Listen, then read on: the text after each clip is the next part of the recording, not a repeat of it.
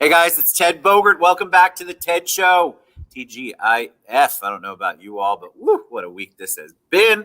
I am very excited. It's Friday, and we're kicking off Friday on the TED Show with Kimberlee Dunn, Reveal Coaching, revealing your true self.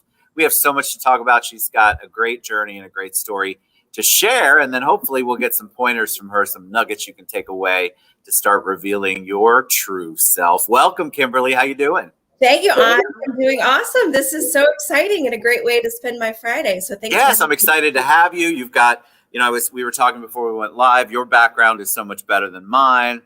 I'm in a giant room with an echo. You've got the Zen and the plants and the, everything looks good and it's all uniform. And I've got chairs and all sorts of things. I need all the help I can get to be Zen. Right?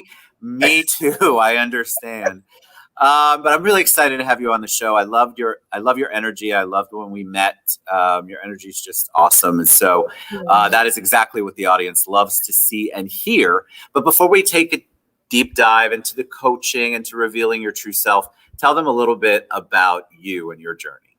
Yeah, absolutely. It has been quite a journey, I have to say.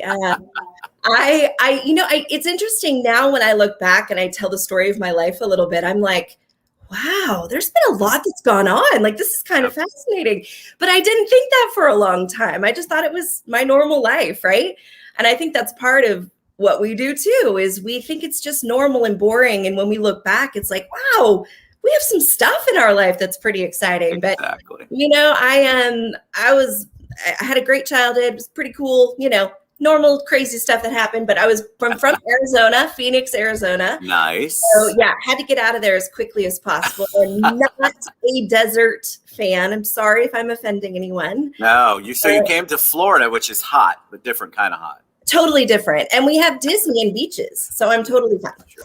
So yeah. And that was so far into my journey. So I grew up performing and acting, dancing, singing, and ended up in Hollywood working for about 10 years. Wow. See, I did not know that. I know. See, it's like this crazy life. I sometimes can't believe it. So I was on some TV shows and did some movies and was really going that path. And as you can imagine, kind of in that path, find yourself wondering who you are and feeling like you have to conform to things, and really fell into a hard time in my own life, very difficult time. And then I was living in California and kind of had a big faith experience for me that radically changed my life. So I moved from being in Hollywood and working and going that route to going into full-time ministry. I mean, it was like, hello. Wow. What was if it's not too much to ask, what was the epiphany? What was the basics around that? Because I think a lot of people do have that moment that they actually pivot and they turn. And whether it's faith, which I'm a man of faith too, whether it's something like that, or just this big, all of a sudden light bulb goes off above your head. What was it for you? For me, it was, I found myself totally lost and had no idea who I was. I had an eating disorder. I was suicidal at the time, completely. And I'm a very optimistic, as you can tell, positive person.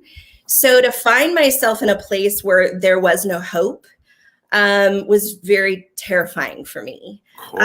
And it was so hurtful. And then I lived in this world that's telling me I'm never enough. I can't measure up. I'm not skinny enough. I'm not pretty enough. I'm not good enough. It's never enough. And that's the regular world. You're in the Hollywood world, which was a million times worse. Yeah. And even if your talent is amazing, they line you up by body first, right? In some auditions. It's just, so all of those experiences really led me to a place of feeling very, very lost. And I had a friend invite me to a church one day, and I don't remember what was said. All I know is I had an encounter with the divine. And I, for the first time in years, felt okay. I was like, I'm going to be okay. I'm going to make it. And it was earth shattering. Hallelujah. It really was. And I'm a very kind of all or nothing person as well. Like when I go in, and I'm like, I am in it. So I jumped into that world, and I was a pastor for 17 years. So. Oh my God. No, I did not know. Look at all the things they're learning about me today. Woo! Okay. So go from Hollywood to pastor. I mean, the great thing about it is I know that the acting side gives you that ability, I feel like, to communicate to big people with big ideas. So Hollywood and pastoring have the same kind of personality and outpouring. Sure. It's just a different message. Totally. And either way, you can get lost in it. So Yeah. that's the other thing is, I have this unbelievable experience. I meet Jared in the midst of that. My husband, who I've been married to for almost 22 years. We end up in Sydney, Australia, going to Bible college after a few years of being married. Go into ministry full time, start a church with literally $50. Like, it was crazy. I mean, we were insane, to be honest.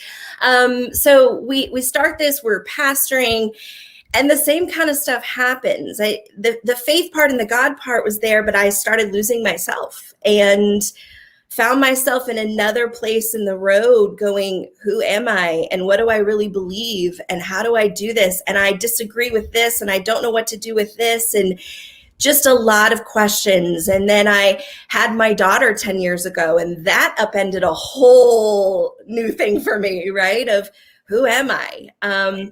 So it's been this journey. I'm helping people and still trying to discover who I am and figure it out. And how did you, so you made one big leap from Hollywood to pastoring. And then when you were feeling some of the same things toward the end of your pastoral career, what did you go to? What did you search for? What were you looking for? How did you land on coaching? So it's interesting. I'm a growth person. So when I start feeling anything, really it's led by a need to fix it because I don't want to feel bad. So amen. I get it. I don't want to feel bad. How do I fix this? So really throughout my pastoral career and walking through things, when things didn't work, I would, search out new ways of being. I found, meditation and centering prayer. And I started looking into therapy and understanding psychology and how that works with me and looking at my childhood. And so it kind of kept going. And I went on that track for a while. And so it was always there. And then when I had my daughter and hit this identity crisis, I was coaching people all along, and I fell into a thing called Life Plan. And I did a 2-day intensive where we pulled apart my life and set up goals and mission statements and vision statements, saw my patterns that was holding me back, looked at my talents, and it reemerged, like so many things reemerged for me. And I dove into that and walked out of there with really a new set of eyes for how I saw myself and how I loved myself and what I wanted from my life. And I went and, like I do, got certified. That's where it started. Of course you did. Plan, right? So I started doing life plans with people, and that was game-changing for me, life-changing for me. That's where I knew, like, leading people through these exploratory places to find who they really are. And well, you did it yourself, and there's no better teacher than that. I'm amazed sometimes at the people that get a certificate. I'll use coaching, for example. I'm not picking on my coach friends, but they get a certificate, and I'm pretty sure they paid $39.99 online, and there was no training, and it just looks like they have a certificate. They don't go through the hard work that you had to do, because what you're describing is a whole nother cathartic experience, and you had to kind of figure out the new normal for you and where you were. I imagine some of it was painful to dive into. Horribly painful. It's unbelievable work. I mean, I still have 2 different therapists in my world and a spiritual director. Like, it takes a lot. Love it. Okay, right? It takes a village for Kimberlee. Me too. So I'm there. I get it.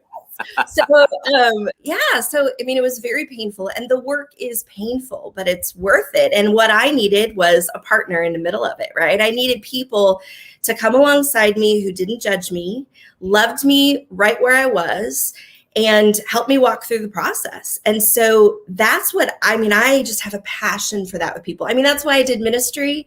That's why coaching really dropped for me. And as I learned more about coaching and did more coaching for years, it's just kind of evolved from there. And it is my passion now to see people begin to pull apart those layers. And what's that like? Like, tell people, because I know there's people that are listening and going, I know exactly what she's talking about, but they haven't made the journey into the stuff like you're talking about, the painful stuff, the stuff that has always been buried for their entire lives. They haven't really made that journey yet, but they want to.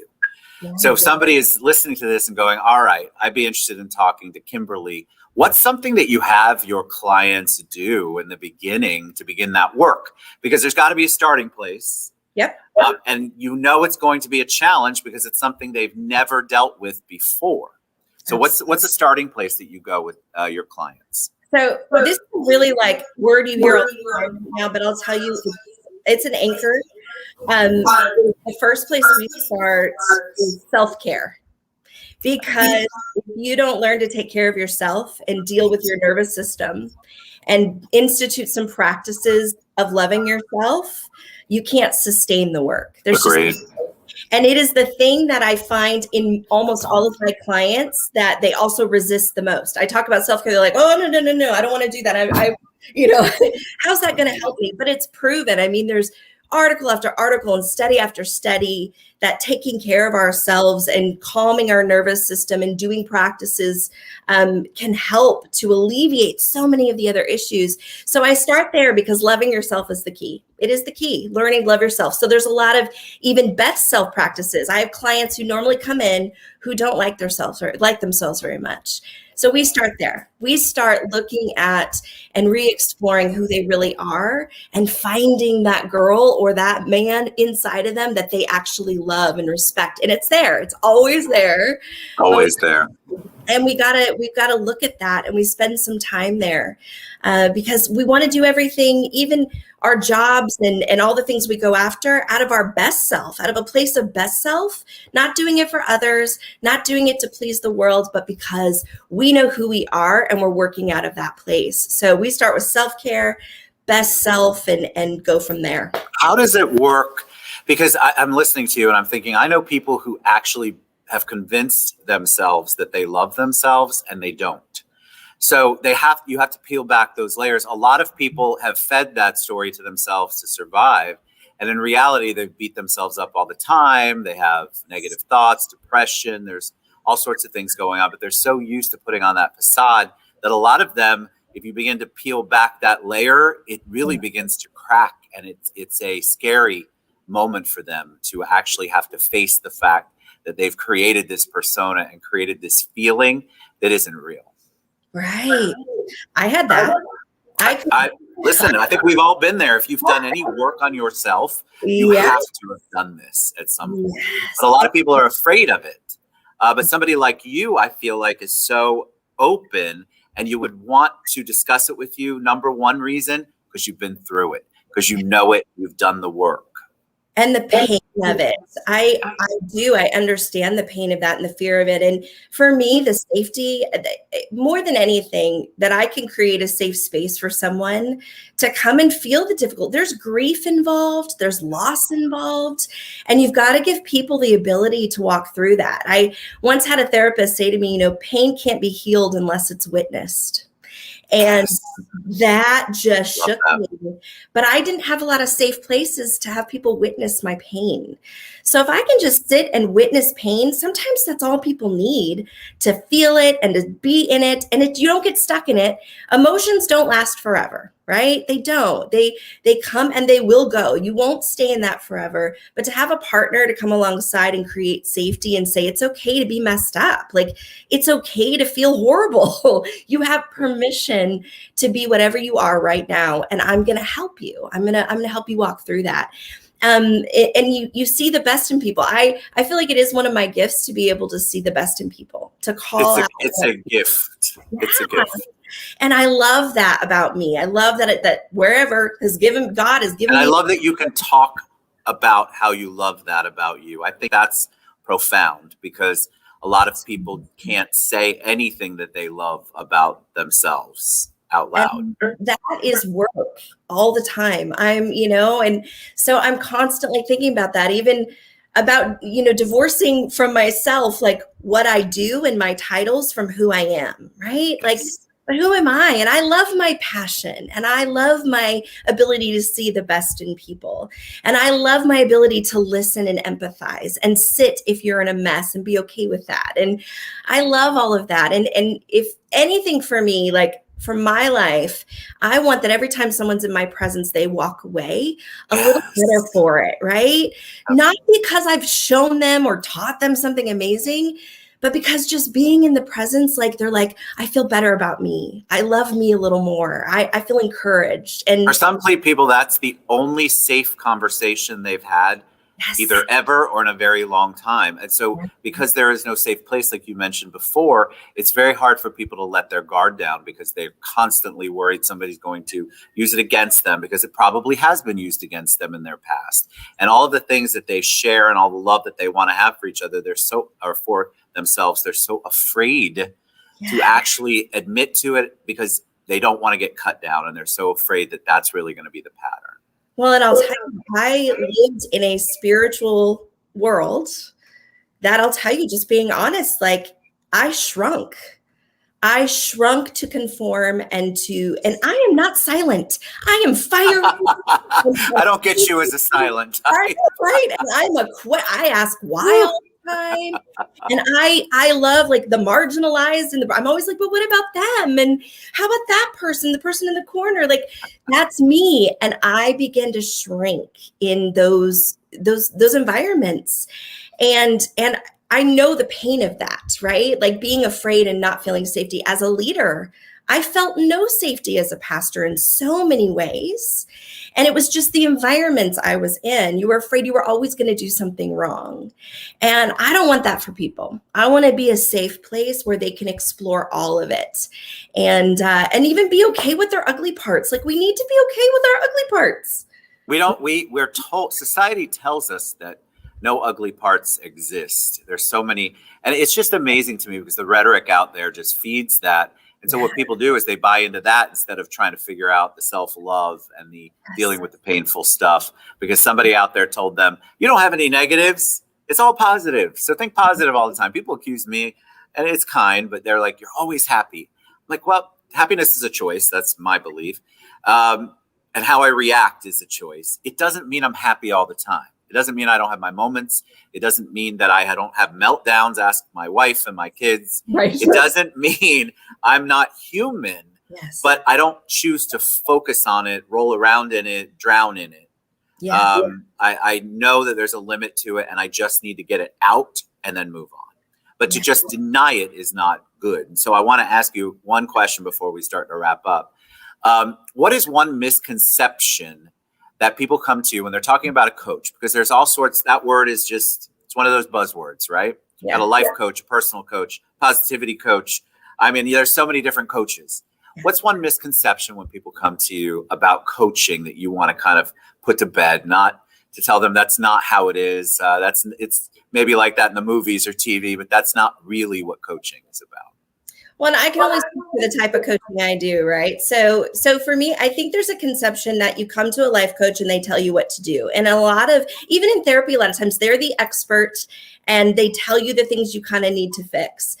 I don't see myself as that. You're the expert on your life. And in coaching, I'm really doing my job if I'm asking you the questions that mine the gold in your own life, that I'm asking the good questions so you discover how great you are, that you discover what's inside of you, because it's already there. I'm just helping you. I'm just partnering with you in the journey of that. And I think that's a big misconception. And I have clients who sit in front of me, like, just tell me what to do. And I'm like, I don't do that, and people don't want to be told what to. I don't want to be told what to do ultimately. So we transform when we discover it for ourselves. Right. And that's what I think good coaching is someone partnering in it in your journey to help you discover all of the goodness that you have inside of you. And on that note, how do people find you? How do people reach out to you? How do people get to know more about Kimberlee and Reveal Coaching? The best way is revealcoaching.org. All my information's on there, and you can call me, text me, email me. You can set an appointment on there, and I would love, and there's a free 30-minute discovery call to everybody who gets on that website and gets an appointment with me. So I would love to meet you. And I want to go on record as saying when somebody like Kimberlee says they have a discovery call, in my world, that usually means I'm trying to sell you something. In my industry, I don't, but a lot of people. That's not what a discovery call is about, y'all. So don't think that she's going to high pressure you. You got to sign 75 pages worth of forms and sign your life away. This is a true discovery call to really get to some of the nitty gritty to see where the work can begin. And it also gives you an opportunity to get to know the type of questions Kimberlee asks and where your comfort level is and where she's going. And so those calls are invaluable to me. I mean, it's just, they're priceless. And so take Kimberlee up on that. A 30-minute consult is awesome. And you can go to revealcoaching.org to find the one and only Kimberlee Dunn. We did it. We did it. You were awesome. You were amazing. God, I love talking to you. You're awesome. Honest to God. Thank you so much. I thought that was so good. Please come back if you have a topic, something's going on. I'd love to have you. The audience loves this kind of insight because we're all looking, I think, for that safe place. Yes. And if we can find more people with that kind of energy that help create those places for us, it's such a positive thing. So I want you guys to reach out to Kimberlee, revealcoaching.org. Thank you for being on the show. It was my pleasure. It was so fun. Anytime. So much fun. So much fun. All right. Kimberlee Dunn, y'all reach